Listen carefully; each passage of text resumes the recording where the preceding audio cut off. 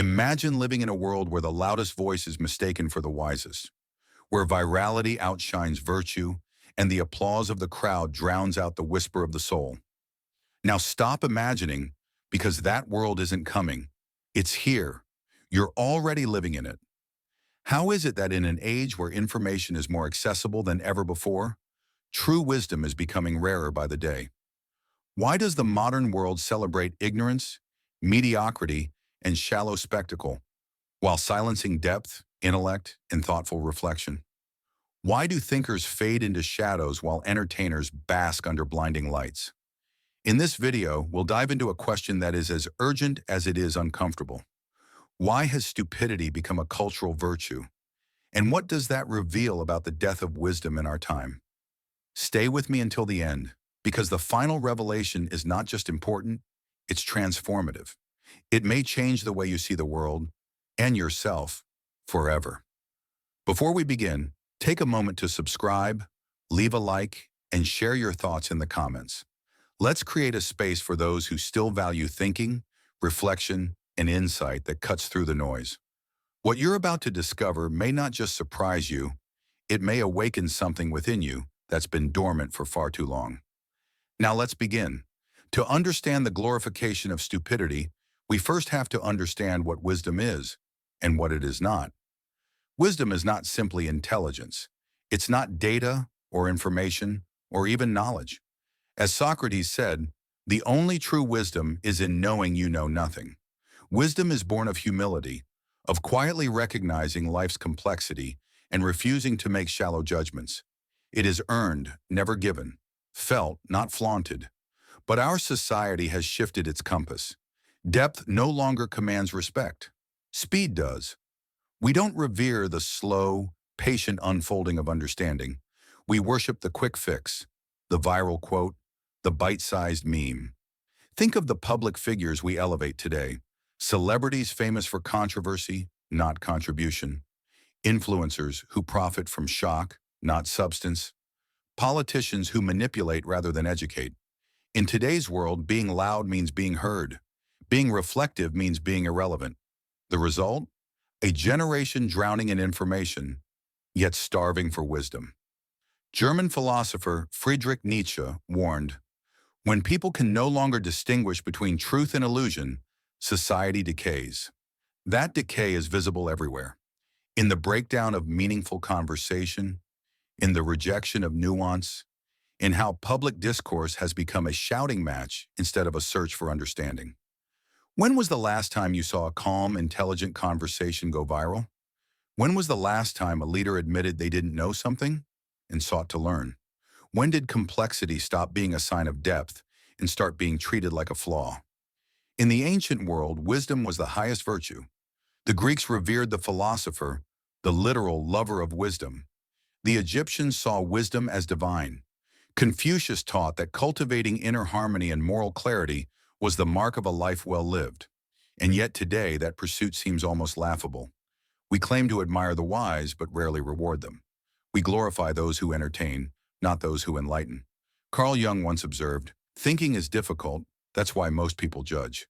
We have replaced thought with opinion, study with scrolling, dialogue with debate, and this cultural shift isn't random, it's engineered. Media algorithms reward outrage and oversimplification. Social platforms promote impulsive reaction over careful consideration. Education is underfunded, overstandardized, and increasingly designed to produce compliant workers, not thoughtful citizens. What does this mean for you? It means that if you want to think deeply, you have to swim against the current. You have to reject the lie that speed is better than accuracy, that style outweighs substance, that popularity equals truth. Ask yourself, who benefits when we stop thinking for ourselves?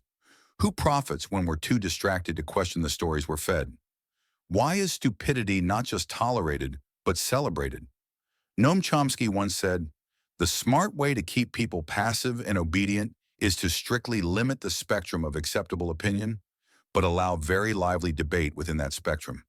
In other words, we are handed the illusion of choice, of freedom, of knowledge, when in reality, most of it is curated, manipulated, and designed to keep us asleep. But here's the good news. Wisdom isn't dead. It's only gone into hiding, like a seed lying beneath the soil, waiting for the right season to break through. It still lives, in the quiet, in the unread books, in the long, unhurried conversations, in the moments of solitude most people now fear. And it lives in you, if you choose to look inward instead of always outward. So what will it take for wisdom to rise again? How do we reclaim the virtues that once shaped civilizations? The same virtues that built libraries, wrote scriptures, and sparked revolutions? If stupidity is being glorified, then wisdom must be remembered, resurrected, and lived. And you may be far more capable of that than you realize. But if wisdom is in hiding, where did it go? And why did we let it vanish? To answer that, we must examine how the very structure of our modern world pushes us away from introspection and drowns us in distraction. In past ages, the pursuit of wisdom wasn't an afterthought. It was woven into the fabric of life. It lived in the dialogues of Plato, the meditations of Marcus Aurelius, the teachings of Lao Tzu. It wasn't an obscure luxury for scholars. It was a cultural pillar. Wisdom wasn't just respected, it was expected. Fast forward to today. We live in an attention economy where your focus is currency and everyone is trying to spend it for you. Apps are engineered to hijack your nervous system. News is designed to provoke outrage, not understanding. Schools are pressured to deliver quick, measurable results, reducing students to statistics and teachers to test administrators. There's no time to think, only to react. In this world, wisdom becomes inconvenient. It slows things down. It asks questions without easy answers. And so, rather than being deliberately destroyed, it is quietly discarded, gradually, systematically, almost invisibly. This is how stupidity is glorified, not through some grand conspiracy, but through a collective drift toward what is easy, fast, and instantly gratifying. To think critically is to challenge your own assumptions. To seek wisdom is to walk a road with no guaranteed comfort or applause. And the culture of today doesn't reward that. It rewards certainty, even if that certainty is paper thin. Consider our heroes now. Influence is earned not through depth of thought, but through frequency of content. Politicians rise not because they understand complexity, but because they can deliver a soundbite. Celebrities dominate public discourse. Not scholars, not sages, not truth seekers. The message is clear. Fame is more valuable than knowledge. Visibility equals authority. The loudest voice deserves to be heard the most. This is exactly what philosopher Neil Postman warned about in Amusing Ourselves to Death. He wrote, "What we need are not more facts, but more meaningful ways to interpret them. We are drowning in data, yet starving for sense. Overstimulated, yet under-reflective. Constantly connected, yet deeply lost." And here's the most dangerous part. Many no longer even notice the absence of wisdom, because stupidity has been normalized, wrapped in humor, made palatable through irony, embedded in entertainment. When foolishness becomes funny, it becomes acceptable. When it becomes acceptable, it becomes invisible. So pause for a moment and ask yourself, how often do you consume content that truly challenges you? Content that makes you uncomfortable, not because it offends, but because it forces you to rethink something you believed? When was the last time you sat with a thought for more than 5 minutes without reaching for your phone? These aren't accusations. They're essential questions. Because awareness is the first step toward reclaiming what we've lost. The cost of wisdom's death isn't just intellectual, it's emotional, spiritual, societal. When people stop seeking wisdom, they become more vulnerable to manipulation, more reactive, more tribal, more fragmented. The result? A world full of noise, conflict, division, and very little understanding. This isn't just a cultural shift, it's a crisis of meaning. Psychiatrist Viktor Frankl, who survived the horrors of the Holocaust, once wrote, "When a person can't find a deep sense of meaning, they distract themselves with pleasure." Our culture is obsessed with pleasure, but starving for meaning. And wisdom is the bridge between the two. It doesn't just tell us how to live, it tells us why. Perhaps that's why it's feared. Because true wisdom demands we confront the chaos inside us. that we face our insecurities, our ignorance, our complicity. It invites us to step into the mirror and ask the question most people spend their lives avoiding. Who am I, really? Not what I consume, not what I wear, not how many followers I have, but who I am when everything external is stripped away. That question is terrifying, and that's why so few dare to ask it. It's easier to stay distracted, easier to laugh along with stupidity than to sit in silence with wisdom. But you are here now. You're still listening. That means something. It means that somewhere inside you, there's a hunger for something deeper, something real. You are part of a growing few who are tired of shallow waters and are ready to dive beneath the surface. So, what can we do? First, reclaim your attention. What you choose to focus on shapes who you become. Guard your mind like a temple. Don't let algorithms define your beliefs. Read more than you scroll. Think more than you react. Reflect more than you speak. Second, question what is glorified. Popularity does not equal value. Fame does not equal wisdom. Learn to separate charisma from character, entertainment from enlightenment. Third, seek silence. Wisdom doesn't scream, it whispers. You must be still enough to hear it. Take time for solitude. Ask yourself the difficult questions, and don't rush to answer them. Finally, surround yourself with ideas and people that elevate you. Build your own philosophical tribe, one that values growth, depth, and truth. Wisdom is contagious, but so is stupidity. Choose your influence carefully. In the next segment, we'll explore how the glorification of ignorance is more than a cultural trend. It's a spiritual erosion. We'll see how our obsession with superficiality isn't just destroying public discourse. It's hollowing out the human soul. And we'll begin uncovering the ancient paths that can lead us not backward, but upward, toward a higher state of consciousness, clarity, and meaning. The death of wisdom is not irreversible, but the longer we wait, the harder its resurrection becomes. When a culture abandons wisdom, what fills the void? The answer is unsettling. When wisdom dies, the soul falls silent, and into that silence, emptiness rushes in. But nature abhors a vacuum, so instead of silence leading to insight, we fill it with stimulation. Distraction becomes the new meditation, consumption becomes the new contemplation, and the self, once a temple of inquiry, becomes a billboard of trends. This is not just a social issue, it is a spiritual collapse. True wisdom at its core is spiritual, not merely religious, but transcendent. It teaches us not just how to live, but why we are here. It seeks the eternal in the fleeting. It sees the invisible patterns beneath life's chaos. But in a society obsessed with materialism, such questions aren't just neglected, they're ridiculed. How often have you heard someone say, "That's too deep," or "You think too much," as if thinking were a disease and depth a liability? This quiet disdain for introspection isn't only cultural, it's institutionalized. We have built systems that penalize complexity and reward conformity. Schools reward memorization over imagination. Workplaces reward productivity over reflection. Social media rewards polarity over nuance. And we wonder why wisdom has vanished. The truth is, it hasn't vanished. It has been systematically displaced. But who benefits from that displacement? Asking that question is the first step toward awakening. Because when people lose the ability to think critically and reflect deeply, they become easier to control. This is not conspiracy, it is psychology. Distracted minds are compliant minds. Shallow people are easier to manipulate than thoughtful ones. Advertisers don't want you to think, they want you to feel. And governments too often prefer obedience over wisdom. The Stoic philosopher Epictetus once said, "Only the educated are free." But today we confuse education with indoctrination. We teach what to think, but not how to think.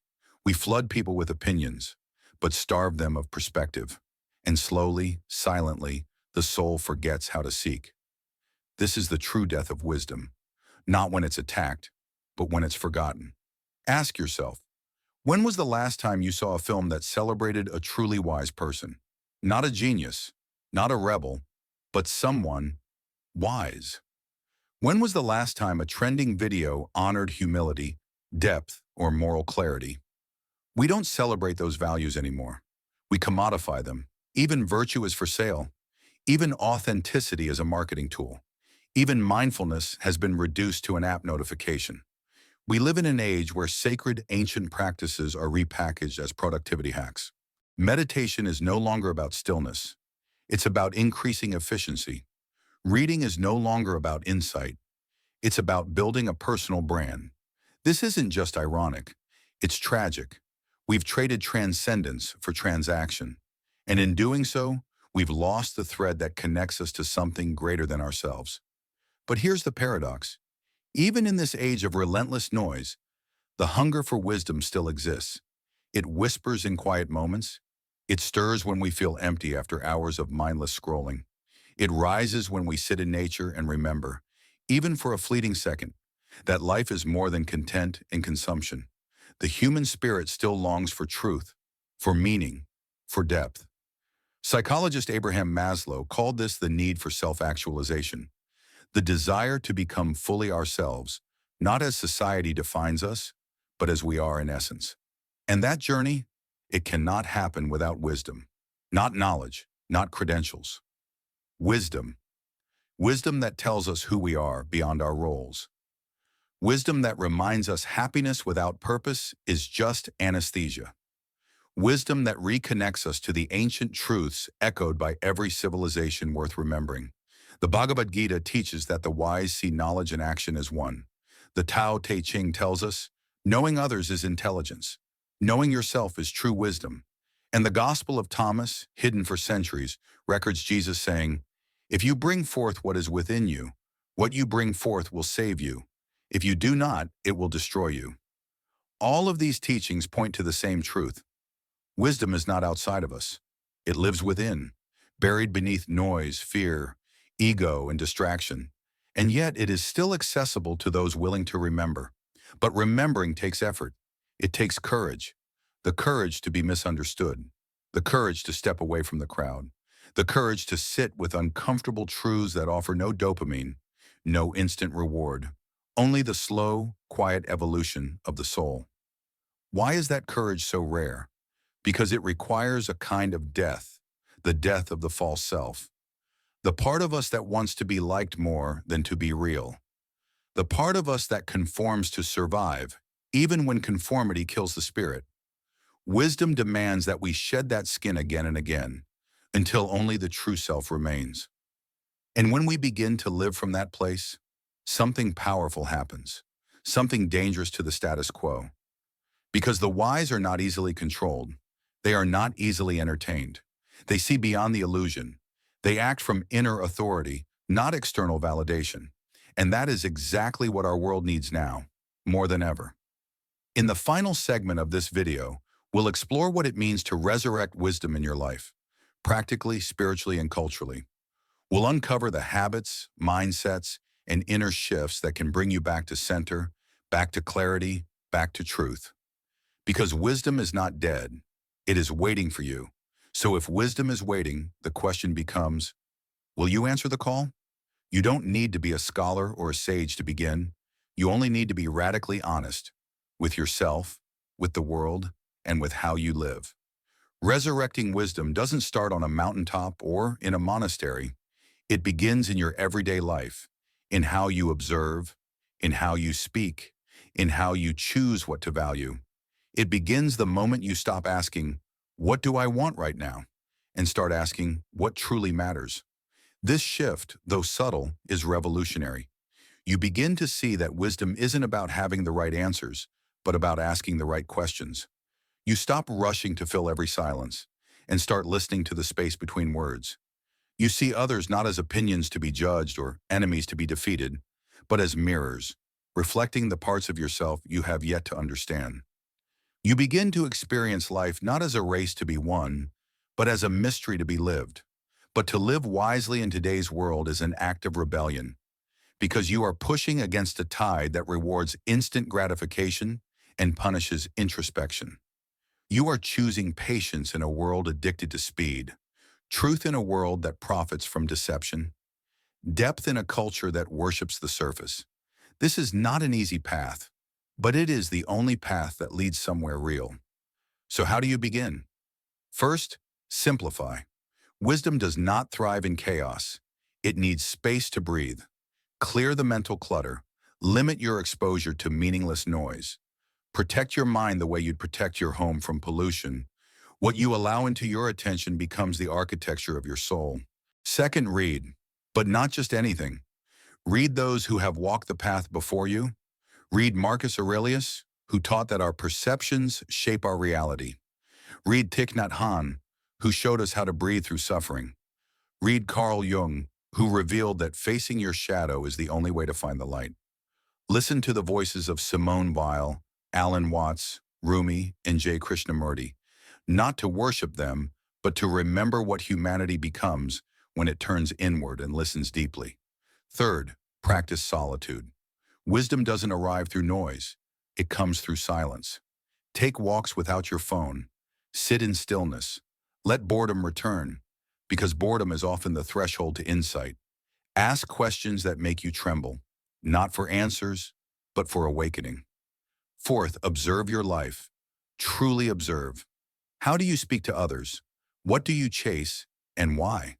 Are you guided by values or by validation? Are you consuming more than you're creating? Are you escaping your discomfort or learning from it? Fifth, seek conversations that elevate you. Avoid echo chambers. Surround yourself with people who challenge you to grow. People who make you think, not merely agree. This is rare but vital because wisdom is not a solo path. It is a shared flame, passed mind to mind, heart to heart.